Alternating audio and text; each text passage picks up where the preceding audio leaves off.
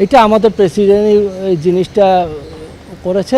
ওরই একটা থিঙ্কিং ছিল যে আমি এটাকে ছোট বল পিকার না বলে ফিউচার স্টার বলাটা ছেলেদের জন্য একটা ইন্সপায়ারিয়াল একটা শব্দ। যে অ্যাকচুয়ালি আমরা ফার্স্ট অফ অল আমি তামিমকে ধন্যবাদ দিব।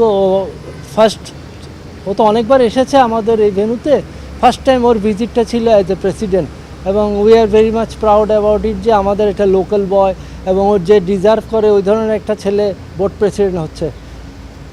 এবং সামনে ইলেকশন আই থিঙ্ক ও লম্বা সময়ের জন্য যদি কাজ করতে পারে এটা বোর্ডের জন্য খুবই উপকৃত হবে। ও নতুন নতুন কিছু কনসেপ্ট বের করেছিল এবং ওইটা খুবই অ্যাপ্রিসিয়েটেবল, যেমন গ্যালারিতে পানি দেওয়া, এবং আপনি যেটা বললেন যে এই যে বল পিকার আপনি যেটা বলছেন এইটারেও কিন্তু ফিউচার ক্রিকেটার্স ফিউচার স্টার হিসাবেই নামকরণ করে ওদের জন্য ব্যবস্থা করতেছে। যে আমরা কালকে নেক্সট ম্যাচে আমরা 22 জন ছেলে থাকবে, ওরা মাঠে থাকবে। ওরা আসলে থাকাটা ব্যাপার না, এটা ওদের জন্য একটা ক্রিকেটিং কেরিয়ার গড়ানোর জন্য ইন্সপায়ার্ড হওয়া, যে এদের মতো করে আমি একদিন খেলবো।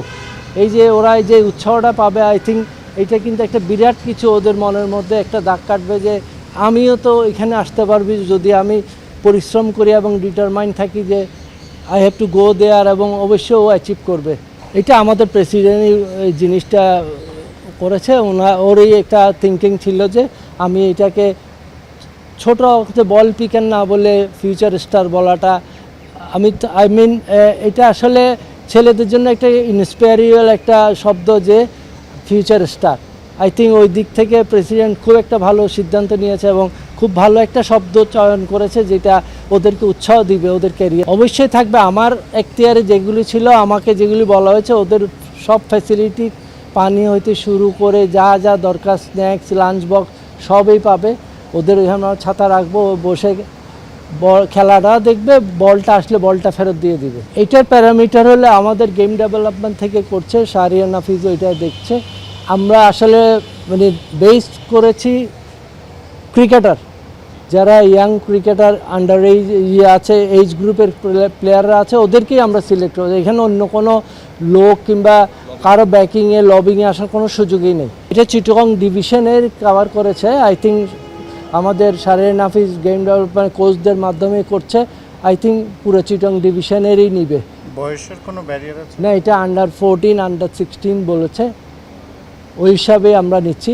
ওদের জন্য ইউনিফর্মও থাকবে, ওরা খেলাও দেখবে, বল পিকটা করে বলটা এটা বোর্ড থেকে দিচ্ছে। আই থিঙ্ক অবশ্যই অ্যাট্রাক্টিভ হবে, যেটা দেখে ওদের ভালো লাগবে। ওদের কাস্টমাইজ করেই বানানো হচ্ছে নিজ নিজ নামে বা ফিউচার স্টার্স ফিউচার স্টার্সরা। এটা কিন্তু শুধু এই জিনিসটা না, আমাদের প্রেসিডেন্টের ফার্স্ট ভিজিটে আমরা অনেক কিছু কিন্তু অর্জন করেছি। আপনি বললে এটা শেয়ার করতে পারি। ও আমাদের ড্রেসিং রুমটা সেই 2010 থেকে পরে থেকে আর কোনো সময় ডেভেলপ হয় নাই।